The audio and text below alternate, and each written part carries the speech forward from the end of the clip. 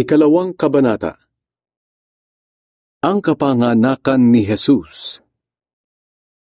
Nang mga panahong iyon, ang emperador ng Roma na si Augustus ay gumawa ng kautusan na dapat magpatala ang lahat ng mga mamamayan ng bansang nasasakupan niya. Ito ang kauna-unahang census na naganap ng si Quirinius, ang gobernador sa lalawigan ng Syria. Kaya umuwi ang lahat ng tao sa sarili nilang bayan upang magpalista.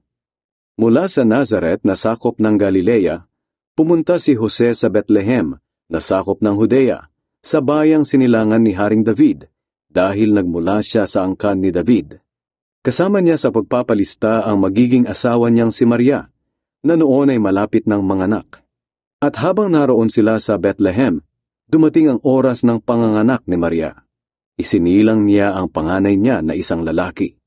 Pinalot niya ng lampi ng sanggol at inihiga sa sabsaban, dahil walang lugar para sa kanila sa mga bahay panuluyan. Nagpakita ang mga anghel sa mga pastol. Malapit sa Bethlehem, may mga pastol na nasa parang at nagpupuyat sa pagbabantay ng kanilang mga tupa. Biglang nagpakita sa kanila ang isang anghel ng Panginoon at nagningning sa paligid nila ang nakakasilaw na liwanag ng Panginoon. Ganoon na lang ang pagkatakot nila. Pero sinabi sa kanila ng anghel, "Huwag kayong matakot. Dahil naparito ako upang sabihin sa inyo ang magandang balita na magbibigay ng malaking kagalakan sa lahat ng tao. Sapagkat isinilang ngayon sa Bethlehem sa bayan ni Haring David ang inyong tagapagligtas, ang Kristo na siyang Panginoon. Ito ang palatandaan upang makilala ninyo siya. Makikita ninyo ang sanggol na nababalot ng lampin at nakahiga sa isang sabsaban." Pagkatapos magsalita ng anghel, biglang nagpakita ang napakaraming anghel at sama-sama silang nagpuri sa Diyos. Sinabi nila, "Purihin ang Diyos sa langit. May kapayapaan na sa lupa sa mga taong kinalulugdan niya." Nang makaalis na ang mga anghel pabalik sa langit, nag-usap-usap ang mga pastol. "Tayo na sa Bethlehem at tingnan natin ang mga pangyayaring sinabi sa atin ng Panginoon." Kaya nagmamadali silang pumunta sa Bethlehem at nakita nila sina Maria at Jose at ang sanggol na nakahiga sa sabsaban. At isinalaysay nila ang mga sinabi sa kanila ng anghel tungkol sa sanggol. Nagtaka ang lahat ng nakarinig sa sinabi ng mga pastol, pero iningatan ito ni Maria sa kanyang puso at pinagbulay-bulayan ang lahat ng ito. Bumalik sa parang ang mga pastol na labis ang pagpupuri sa Diyos dahil sa lahat ng kanilang narinig at nakita, na ayon nga sa sinabi ng anghel. Pinangalan ng Jesus ang sanggol. Pagdating ng ika-8 araw ay tinuli ang sanggol at pinangalan ng Jesus. Ito ang pangalang ibinigay ng anghel bago siya ipinaglihi. Inihandog si Jesus sa templo. Dumating ang araw na maghahandog sina Jose at Maria sa templo ng Jerusalem ayon sa kautusan ni Moises patungkol sa mga babaeng nanganak upang maituring silang malinis. Dinala rin nila ang sanggol sa Jerusalem para ihandog sa Panginoon. Sapagkat nasusulat sa kautusan ng Panginoon, ang bawat panganay na lalaki ay kailangang ihandog sa Panginoon. At upang maituring na malinis si Maria, naghandog sila ayon sa sinasabi ng kautusan ng Panginoon. Isang pares ng bato-bato o 2 inakay na kalapati. May isang tao roon sa Jerusalem na ang pangalan ay Simeon. Matuwid siya, may takot sa Diyos, at sumasa kanya ang banal na espiritu. Naghihintay siya sa pagdating ng haring magliligtas sa Israel. Ipinahayag sa kanya ng banal na espiritu na hindi siya mamamatay hanggat hindi niya nakikita ang haring ipinangako ng Panginoon. Nang araw na iyon, sa patnubay ng banal na espiritu ay pumunta siya sa templo.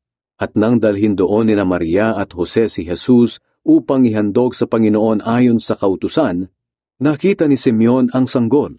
Kinargan niya ito at pinuri ang Diyos.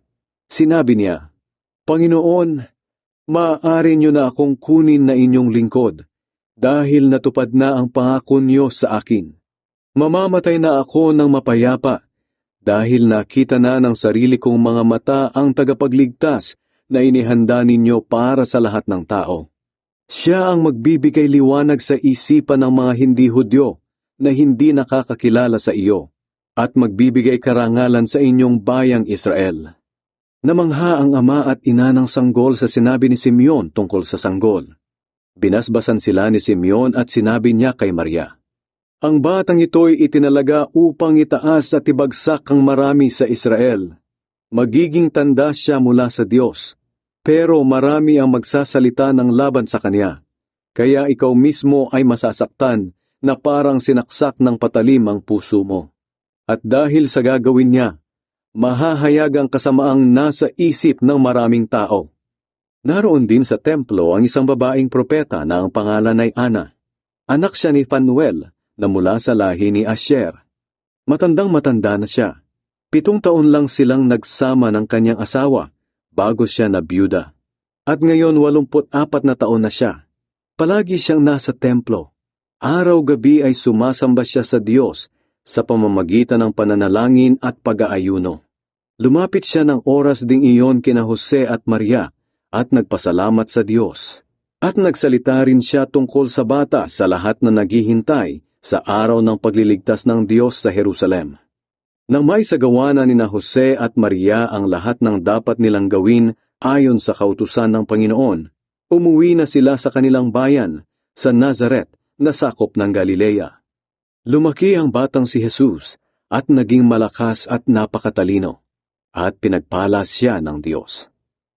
Ang batang si Jesus sa templo. Bawat taon pumupunta ang mga magulang ni Jesus sa Jerusalem para dumalo sa pista ng paglampas ng anghel. Nang 12 taon na si Jesus, muli silang pumunta roon gaya ng nakaugalian nila. Pagkatapos ng pista, umuwi na sila pero nagpaiwan si Jesus sa Jerusalem. Hindi ito namalayan ng mga magulang niya. Ang akala nila ay kasama siya ng iba nilang kababayan na pauwi na rin, kaya nagpatuloy sila sa paglalakad buong araw. Bandang huli ay hinanap nila si Jesus sa kanilang mga kamag-anak at mga kaibigan. Nang malaman nila na wala si Jesus sa kanila, bumalik sila sa Jerusalem para roon siya hanapin. At nang 3 araw, natagpuan nila si Jesus sa templo na nakaupong kasama ng mga tagapagturo ng kautusan. Nakikinig siya sa kanila at nagtatanong. Namangha ang lahat ng nakarinig sa mga isinasagot niya at sa kaniyang katalinuhan. Nagtaka ang mga magulang niya nang matagpuan siya roon. Sinabi ng kanyang ina, "Anak, bakit mo ito ginawa sa amin? Balisang-balisa na kami ng iyong ama sa paghahanap sa iyo." Sumagot si Jesus, "Bakit po ninyo ako hinahanap? Hindi ba ninyo alam na dapat ay narito ako sa bahay ng aking ama?" Pero hindi nila naunawaan ang ibig niyang sabihin.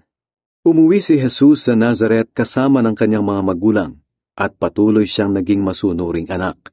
Ang lahat ng bagay na ito ay iningatan ng kanyang ina sa kanyang puso. Patuloy na lumaki si Jesus at lalo pang naging matalino.